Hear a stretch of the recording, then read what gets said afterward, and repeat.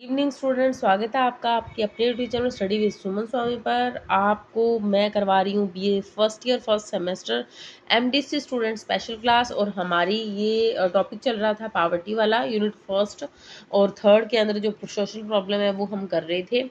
अगर आप चैनल पर नए हो तो चैनल को सब्सक्राइब कर लीजिए और वीडियो को लाइक करना बिल्कुल ना भूले। सो हम करेंगे अब गरीबी दे कारणा का वर्णन करो या give the causes of poverty, describe the major causes of poverty. गरीबी के कारणों पर चर्चा करो। तो ये 3 से 4 तरह के क्वेश्चंस है। 12, 14 और 22 में ये आए हुए हैं, तो हम इनको कर लेते हैं फटाफट से, टाइम नहीं वेस्ट करना। गरीबी एक स्थिति है जिस विच व्यक्ति कोल इन्ने भी साधन नहीं होंदे कि ਉਹ अपना जीवन चंगी तरह जी सके, इसलिए उसनों गरीब कहा जा सकता है। भारत के शहरी खेत्रों में ਜਿਹੜਾ व्यक्ति हर रोज अपने भोजन में 2400 कैलोरी नहीं लैंदा ਉਹ गरीब है। ਹੁਣ ਇਹ ਸ਼ਹਿਰਾਂ ਵਿੱਚ 36 रुपए ਅਤੇ ਪਿੰਡਾਂ ਵਿੱਚ 31 रुपए प्रतिदिन खर्चना है। गरीबी एक समस्या है। गरीबी के कारण कई होर समस्यावां पैदा हो जांदियां हन। गरीबी एक कारण है, गरीबी एक कारण दे कारण पैदा नहीं होती। तो इसके अलग अलग कारण है वो हम यहाँ पे देखेंगे। जैसे व्यक्ति दी अयोग्यता, कि वो काम क्यों नहीं कर रहा, जैसे काम करने का जैसे उसका मन ना होना, कम के प्रति उदास दृष्टिकोण, बीमारी, इधर दुर्घटना इसके कारण हो सकता है। या फिर है व्यक्ति जो है विपरीत भौगोलिक हालात से, मौसम के कारण अगर उसकी प्रॉब्लम आ रही है तो वो गरीब है। कृषि को प्रॉब्लम आ रही है ना। आर्थिक कारण देखो, जैसे व्यापार का घट होना, ठीक है ये है। पैसे की असमान वंड है। फिर तकनीकी परिवर्तन जेड़े मजदूरों नूं चंगा जेड़े मजदूरों की जगह ले लेंदे हन। ठीक है, जो टेक्नोलॉजी काम करती है, जो पहले मजदूर काम करते थे वो अब काम कौन करने लग गया है, टेक्नोलॉजी काम करने लग गई। जिसे फसलों की कटाई करने के लिए मजदूर की जरूरत होती थी, कपास की चुगाई के लिए मजदूर की जरूरत होती थी, लेकिन वर्तमान में क्या चीजें हैं, टेक्नोलॉजी है। टेक्नोलॉजी से काम फटाफट हो जाते हैं। तो ये भी एक समस्या है, गरीब होने का जो है कारण है। नेक्स्ट है समाजिक ढांचे दी विच गलतियां। जैसे समाजिक ढांचे विच गलतियां उस समय आउंदियां हन जदों तकनीकी परिवर्तन तेजी नाल होंदे हन ते जदों आर्थिक ते समाजिक हालात उन्हां तकनीकी परिवर्तनां नाल तालमेल नहीं बना सकते। इन्हां गलतियां विच सिੱਖਿਅਕ कमियां, बीमारियां नाल लड़न दे लई घट सेहत सुविधावां भी आउंदियां हन।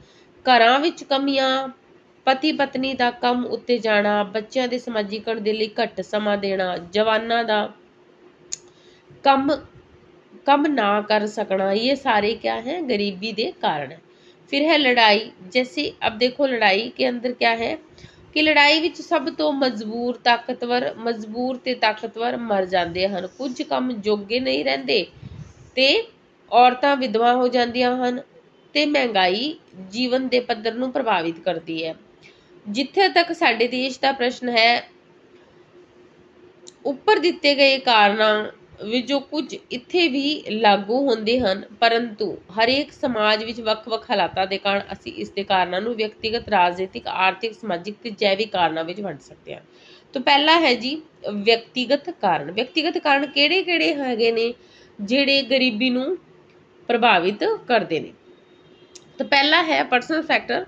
व्यक्तिगत कारणों विच गरीबी के कारण व्यक्ति के अंदर भी मौजूद होंदे हन। व्यक्ति की सफलता या असफलता उसके व्यक्तित्व उपर निर्भर करती है। जेकर कोई गरीब है तो उसकी गलती के कारण है कि वह आलसी है, अयोग है ते कोई काम शुरू करने की हिम्मत नहीं रखता है। इस तरह की विचारधारा यह भी कहती है ते कोई काम शुरू करने की हिम्मत नहीं रखता। इस तरह की विचारधारा यह भी कहती है कि गरीबी समाज के लिए ठीक है, क्योंकि जेड़ा मजबूत है उसका अस्तित्व बनया रहेगा। जेकर कोई सफलता प्राप्त करता है तो वह अपनी व्यक्तिगत मेहनत, किस्मत अते ईमानदारी दे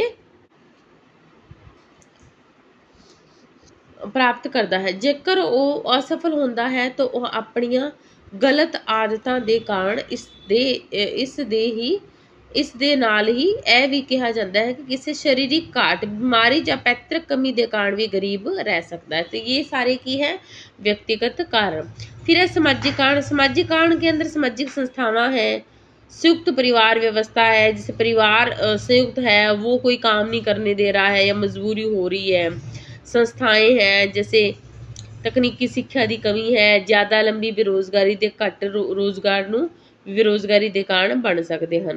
फिर है समाजिक कारण। आमदन तो वध खर्च है, आमदन कम हो रही है, खर्चे ज़्यादा हो रहे हैं। अनपढ़ता है कि पढ़े लिखे न होने के कारण भी क्या है गरीब लोग रह रहे हैं। धार्मिक कामों उत्ते वध खर्च करना, धार्मिक कामों में क्या है ज़्यादा खर्चे हो रहे हैं। फिर है आर्थिक कारण। आर्थिक कारण में देखो गरीबी के सब तो महत्वपूर्ण कारण आर्थिक कारण, जैसे पिछड़ी हुई खेती भी 18वीं 19वीं सदी के आउंदे आउंदे भारत के खेती के उद्योगिक खेत्र में बहुत पीछे ही रह गया, क्योंकि भारत विदेशी ताकतां भारत की है विदेशी ताकतां दे हत्थां कठपुतली बन के रह गया। भारत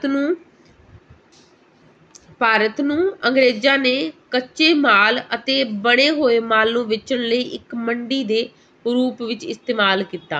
तो पिछड़ी हुई खेती की तकनीक है वो उनको मिली नहीं है ना, तो करके। फिर है आवाजाही ते विकसित साधन आ जा नहीं सकते थे, इसीलिए लोगों से मिल नहीं सकते थे, तो उनको नॉलेज नहीं होता था। पैसे का एक थां उत्ते इकट्ठा होना भी एक ही जगह पे पैसा हो रहा है, जैसे टाटा है, रिलायंस है, मोदी है, बिरला है, लोगों को एक ही जगह पे पैसा इकट्ठा हो रहा है, बाकी लोगों को ना काम मिल रहा है, ना टेक्नोलॉजी का नॉलेज है, ना कोई वो काम और कोई काम कर रहा है। प्राकृतिक साधनों का सही उपयोग न होना। फिर है नेक्स्ट देखो प्राकृतिक आपदावां, जैसे जिवें 2000 विच गुजरात विच भूचाल आया, तो जो ये प्राकृतिक आपदाएं हैं, हड़ है, ठीक है, सोका है, भूचाल है, अग है, ये सारे क्या है गरीबी के कारण है। भ्रष्टाचार है, ठीक है, जैसे जीएसटी लग गई है वो भी गवर्नमेंट को नहीं मिल रही है प्रॉपर, लोगों को बिल नहीं मिल रहे हैं प्रॉपर, है ना। अभी न्यूज़ आई थी अबोर के अंदर ये जीएसटी जो टैक्स डिपार्टमेंट है उन्होंने करी है व्यापारियों से, जो काम करते हैं कपड़े की दुकानें अदर है जो भी है, वो बिल नहीं देते हैं, जीएसटी उनको नहीं मिल रहा है, गवर्नमेंट को नहीं जा रहा है, ठीक है। तो वो भी मीटिंग हुई है अभी, क्योंकि दिवाली पास में है तो इसीलिए बस बिल लोग दे नहीं रहे हैं उनको, जैसे कप का काम चला रहे हैं। कुछ राजनीतिक कारण देखो साडे नेतावां दा भ्रष्टाचार 1990 तो जैसे यूरिया घोटाला, चारा घोटाला, फिर तेल का कांड, प्रतिभूति घोटाला, ये सारे घोटाले, 2G घोटाला, ये भी कारण है गरीबी के। फिर नेक्स्ट देखो आप युद्ध है, युद्ध के कारण भी गरीबी हो रही है। फिर राजनीतिक अस्थिरता है, ठीक है। फिर ब्रिटिश सरकार देखो, यहाँ पे ब्रिटिश सरकार 15 अगस्त 1947 तो पहला असी अंग्रेजा दे गुलाम सी, उन्होंने साडे देश उत्ते 200 साल ते लगभग राज किया अते उन्होंने साडे देश नूं जी भर के लुटिया। वो आए तां सी व्यापारी बन के, पर इत्थे दे शासक बन गए।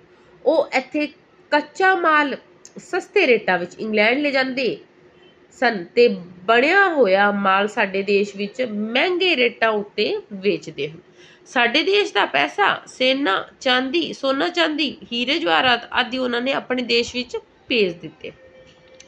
हौली हौली उन्होंने देश नूं खोखला कर दिता। तो ये क्या है ब्रिटिश सरकार के रूल्स। जैविक अते जनसंख्यात्मक कारक पता ही है आपको, जैसे सेहत सुविधाओं का ना मिलना, सेहत सुविधाओं के वधन नाल बीमारियां फैलनियां बंद हो गई, जिस कारण लोग मरते रहते सन ते जनसंख्या बहुत घट वधदी हुंदी सी।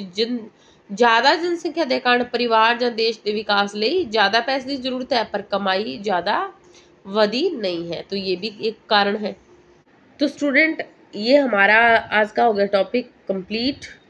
सो नेक्स्ट हम क्वेश्चन करेंगे गरीबी नूं दूर करने के तरीके दसो। वो तो थे गरीबी दे कारण, ते अगला क्वेश्चन आपां करांगे गरीबी नूं दूर करने के कारण। तब तक आप पढ़ाई करें, वीडियो को लाइक करें, सब्सक्राइब करें। जय हिंद, जय भारत।